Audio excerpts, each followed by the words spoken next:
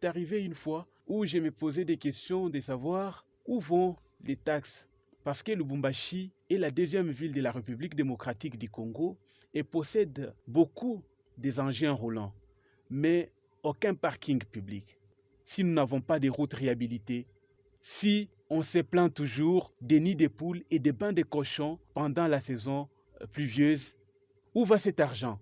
Dans toutes les institutions de l'État que nous sommes passés, la vérité n'a pas surgi.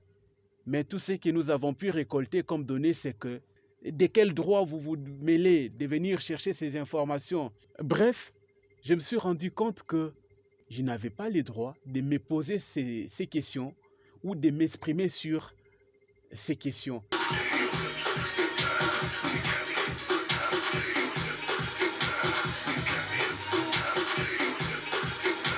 Bonjour mesdames, bonjour messieurs, fidèles auditeurs de notre radio. Bienvenue dans ce programme Culture des Jeunes.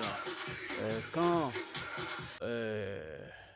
on n'arrive pas à nouer les deux bouts du mois et que les personnes censées vous apporter certaines réponses ou certains éclaircissements sur des questions des sociétés sont celles qui vous permettent de nouer les deux bouts du mois, cela met en péril déjà cette liberté d'expression.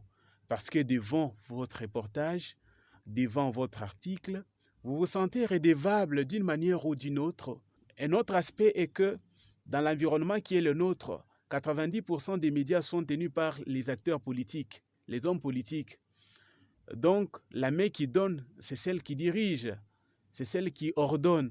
Vous allez vous retrouver dans un média, dans une maison de presse, où l'acteur politique est promoteur, mais est responsable d'une entité publique. Et à ce moment-là, est-ce que aurez-vous le courage d'aller demander les comptes à celui-là qui est déjà votre patron au départ? Alors, pour contourner ces fléaux, j'ai commencé à m'intéresser à des questions spéciales. C'est notamment les questions liées à la jeunesse, l'emploi et l'entrepreneuriat. Faire la promotion des idées innovantes. Culture des jeunes, c'est cet espace d'échange, d'opportunités, d'informations, de formation. En s'intéressant à ces questions, cela m'a permis de devenir moi-même, de développer en moi certaines capacités de s'ouvrir d'autres onglets, d'avoir des sources de revenus qui me permettent d'être libre quand il faut parler des questions des sociétés. Nous sommes dans un environnement où, lorsque vous vous intéressez à certaines questions, on vous trouve très gênant. Personnellement, j'ai un principe quand je me lève le matin et je me dis toujours, je ne dois pas être le meilleur que les autres. Je dois être meilleur que la personne que j'étais hier. Donc, apporter un sang nouveau, apporter une espérance dans tout ce que je fais. C'est pourquoi chaque fois que j'arrive à ma rédaction, j'ai toujours une piste à proposer.